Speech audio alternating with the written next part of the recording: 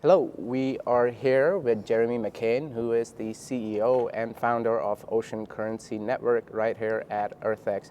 Jeremy, thank you so much for joining us for this what I am expecting and hoping, and I know would be a very exciting, delightful, and a thought-provoking conversation. Well, you're here, so it's going to be all of those There you go, things. right? Yeah. There you go. If anything, anybody can take away from this conversation is that at the very least, we look good and we are doing good for the environment. Okay, and I'll take that. And that's all. And Yeah. that's all that Awesome. matters. Jeremy, I just wanted to have you talk us a little bit about the Ocean Currency Network Sure. and the wonderful work that you're doing in the ocean space. Yeah, well, thanks for having me and and allowing me a space to talk about this stuff because I think that I guess maybe I should dial it back a little bit and talk about one of my heroes. And that was Dr. Carl Sagan. Okay. And he was one of the best science communicators that there was. And Yeah. you're probably familiar with the pale blue dot, which he wrote. Yeah. And that was when Voyager turned back around, took a photo of Earth, Yeah. and there we were, a pale blue dot among the tapestry of the cosmos. Wow. Right? And then he said in that poem, he said, we have fought, we have spilt blood to be momentary masters of a fraction of a dot.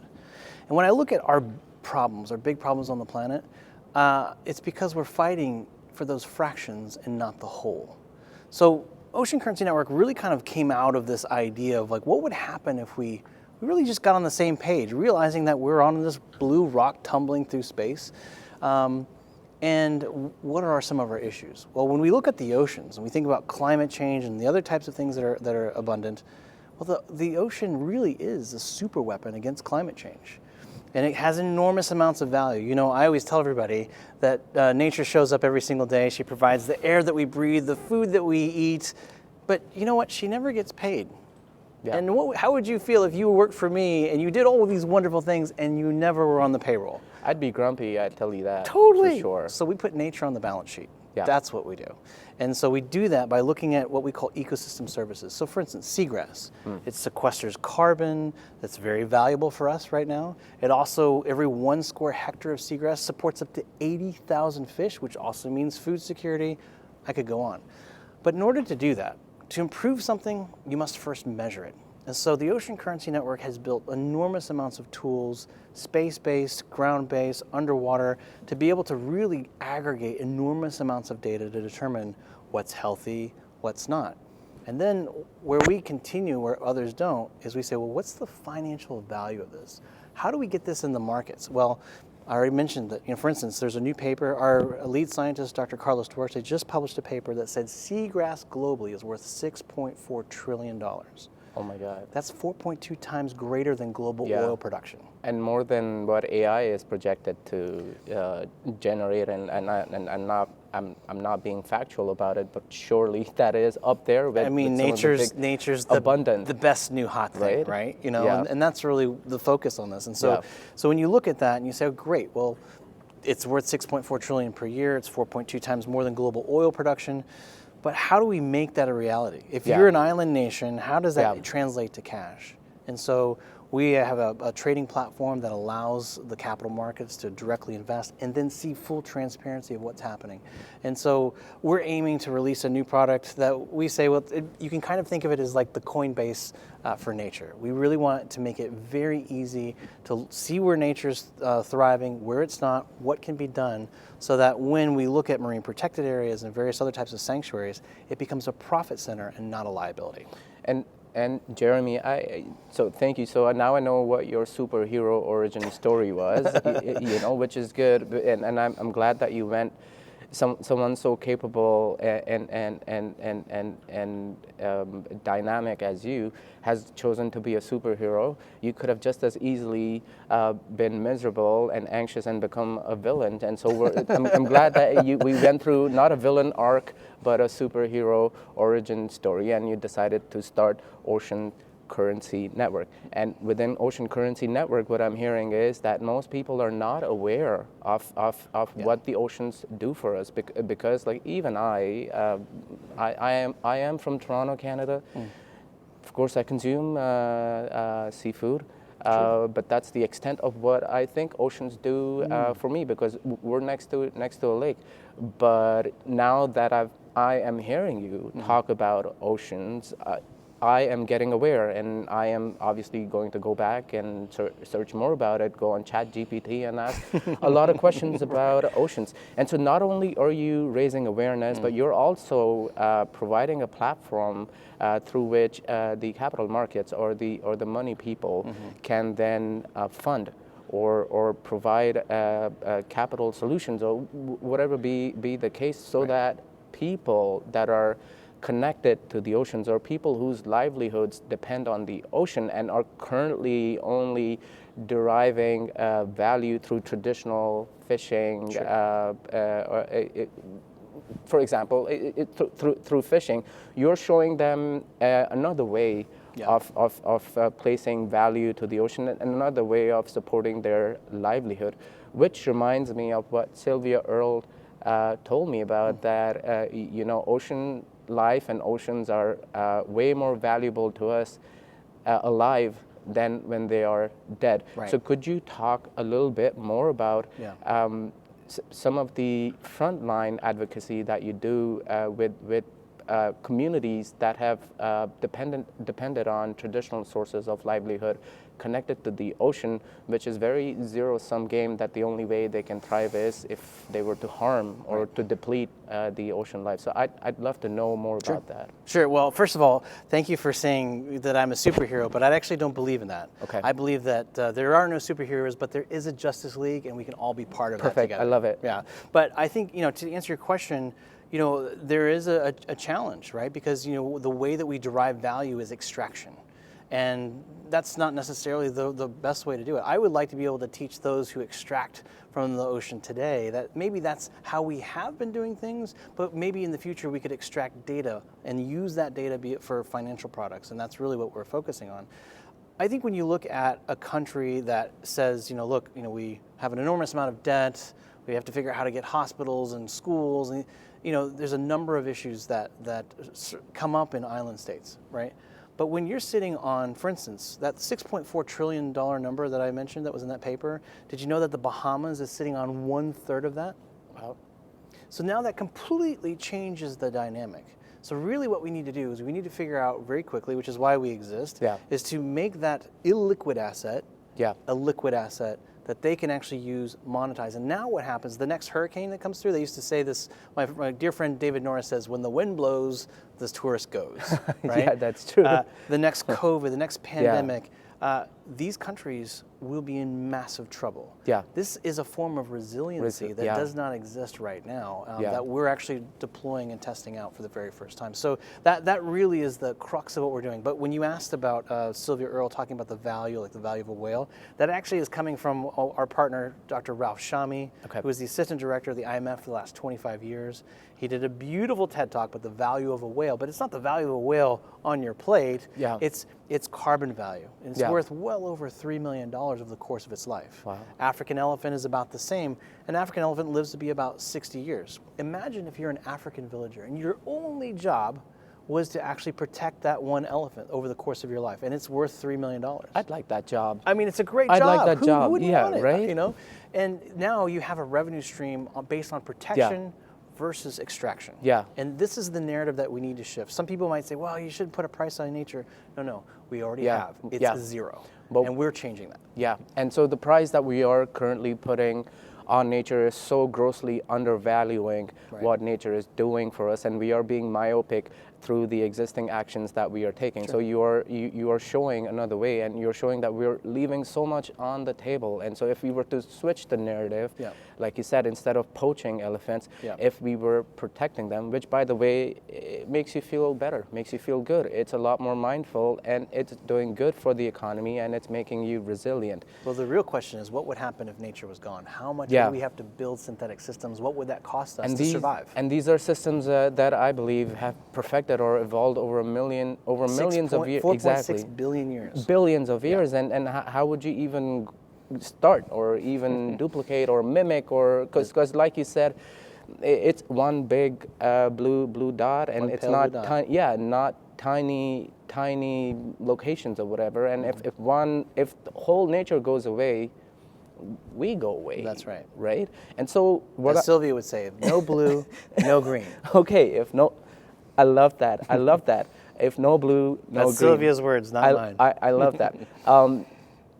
What I'm hearing is that by becoming resilient, by unlocking these sources of alternate economy, you are also in many ways making these nations, small island nations or these smaller communities, relevant on a global scale, because now the global markets or the capital markets or the global north would view them differently, because traditionally they have been yelling from the rooftops, shouting, asking for funding, asking for climate justice, asking for more money to come into their economies, but you know, they're too small for people to care about. But now that they're able to unlock enormous amounts of economic value without destroying the nature, surely their presence or surely their equity goes up in the whole global climate conversation too. Is that something that you notice?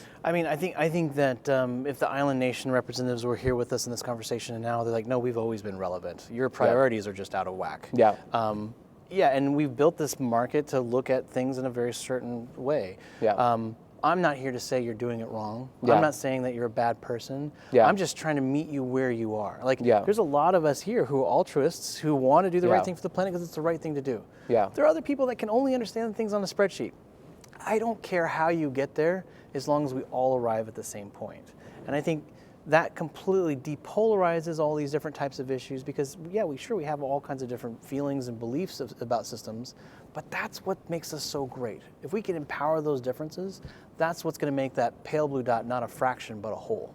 And so, Jeremy, I must ask you, you have me convinced, although I'm very gullible, and just last week someone fished and took away my credit card details. No! But this sounds like the real deal. Yeah. And you've turned me into a believer. So when no blue, no green, like you Right. said, we have to focus on the ocean, Sure. the value that oceans provide us, not just the economic value, but the mere fact that because of the oceans we exist. Yeah.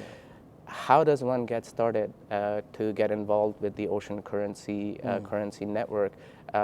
Could you walk us through a bit of that? What's the starting point? Yes, Jeremy. Yes, thank you for the conversation. But what's next? How do I contribute? Yeah. How do I participate? How do I further the vision? Well, I love that question because it's something I think a lot about. Because the things that have to happen first are the very high-level components, right? So, yeah, we're sitting down with heads of state, various nations around the world. Yes, we're sitting with some of the most powerful companies in the world. But there's still, as Carl would say, billions and billions of people around the planet that say, what you just asked, well, where do I start? What can I do? And that question has actually plagued me. And so I've partnered up with a dear friend of mine, John Steele, who runs Nautilus magazine. Nautilus, by the way, if you don't know anything about them, and Fragment Media, absolute phenomenal publications. And what we're already working on was how do we get a concert to get people excited about these things. Now, that sounds like a lame idea. It does not. Well, but if you think about it, you're like, oh, well, we had a big party, but what really happened? And that is also an impact question that I always want to make sure that we do. So we partnered up with a group called Earth Percent. It's founded by Brian Eno, who's a phenomenal composer, and they have a project called Sounds Right. Now, Sounds Right is the first project that makes nature the first non-human artist on all streaming platforms. And those royalties, when those streams are made, go into her own conservation.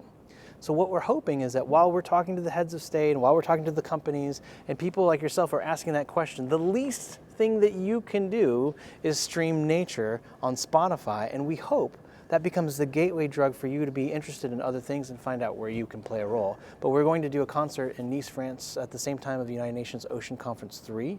And we're really excited about this because we've actually, because of this idea of nature being an artist, we actually are calling it the Ocean in Concert. She is our headliner. Jeremy, this is great, and just a fun Addy fact. I just did a quick math in my head while you were talking, and I must stream at least 7,000 minutes of meditative music or relaxing music, and why not just go to her. Just go. You can look, channel. search for nature on Spotify right now. Right. She gets about 1.5 million streams. Right, a month. and this is genius. This is so simple. Not my idea. I just get to hang out with smart people. But it is because of the Ocean Currency Network that you're providing everybody a platform. You're making them believe. You're connecting people. So I think you should be able to humble brag. Well, thank you. Just the tiniest bit. Okay, thank you. But this is so simple. This requires minimal effort from my part. Not that I wouldn't want to do more, and it doesn't even get in the way of my life because I consume such music. And if you don't, you should, because it helps you be more mindful. It helps you relax, and unbeknownst to you, while you're doing that, you are invariably helping all the ocean economy or the blue economy. Yeah. And now for the Ocean Currency Network, do you have an annual conference, annual platform that one can get to, or how does one get there? Well, I always like to try to just bring people together. I mean, I've wanted to do this for a very long time. Sometimes, it's me at the Virgin Hotel in New York or someplace that we're during Climate Week or whatever, and we just might have a gathering. And I think that it's more important to have conversations like this than, I mean, look, I think panel discussions and talks are good because it stimulates the thought process, but then we use that to have a one-on-one conversation. That's really what I've always wanted to do because I feel like those are more important. And then we also, for the last few years or so, I've done just gatherings on Necker Island, which is Sir Richard Branson's home in the British Virgin Islands. And we would bring, artists, philanthropists, business leaders, scientists, politicians. Those are groups that don't always talk to each other. And what if they could just have a chat, And I always say, look, I know we all have egos and we all have our silos, but just for these few days that we're on island, let's break that down. Let's not have that, and let's just see what's possible. And I will tell you that I have gotten more done in that hot tub on Necker Island than I have anywhere else. And because, you're in a different world, I might be an individual who's trying to accomplish something new, some new technology or something, and there might be a person who's been an investor for years. So a lot of times those two don't always go together because one's too pitchy and the other one's like, geez, I don't want to hear anymore. But when you remove that and just treat people like humans, magic happens. And that's really why I always say I don't like putting events together because it's hard. And sometimes I wonder, why am I doing it? But when I hear stories about how people have collaborated, unbeknownst to me, has nothing to do with me, but it was this connecting point for them, I realize that these are the conversations that still have to happen, regardless of how hard it is. Like you said, you're not a superhero, but part of the whole Justice League, and that's exactly what it sounds like. We're all one together. The question that does come to my mind, and it's got nothing to do with Ocean's Currency Network, is that, but on Necker Island, is Sir Richard Branson more of a tennis player or a pickleball or a paddle player? Because I'd like to know that. Yeah, well, they do have pickleball. Okay, there you go. They've caught up. But there is a lot of tennis that happens on island as well. So perfect, Jeremy. Just last thoughts in terms of what's next for the Ocean Currency Network. You said that you are launching a platform that would allow the capital markets to participate. Apart from that, anything that you'd like folks who are watching this or listening in to know? Yeah, I mean, look, I think for us, we recognize that we're trailblazing, and it's not, when I say we, I don't mean the Ocean Currency Network. All of us. It's we, all of us, yes, but we've put together groups like Blue Green Futures, PricewaterhouseCoopers, Simmons & Simmons UK, Beneath the Waves, Blue Carbon International. There are all of these groups that have come together that said, let's find a way, like a big Venn diagram, to just make it work. And so when we go to a country and we say, well, let's create a market, let's assess what's there, it does cost money to be able to do that. And so, we often have been trying to figure out, what's the best way to make this happen, but we're making real good strides there. The thing I would just ask everybody to do is just really ask themselves, especially if you live in an island environment, look around, think about what nature's doing for you, And and if there's some innovative idea that you want to incorporate, I would love to talk to you. I mean, there are people who are developing these really cool sensors that are really inexpensive. Well, maybe that's a tool. If you're developing that, I can introduce you to these island nations in their universities to be able to use this technology.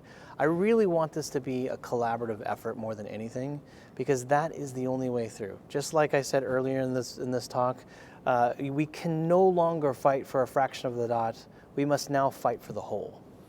You know what, Jeremy? I am glad that I got to speak with you, that I got to listen to you.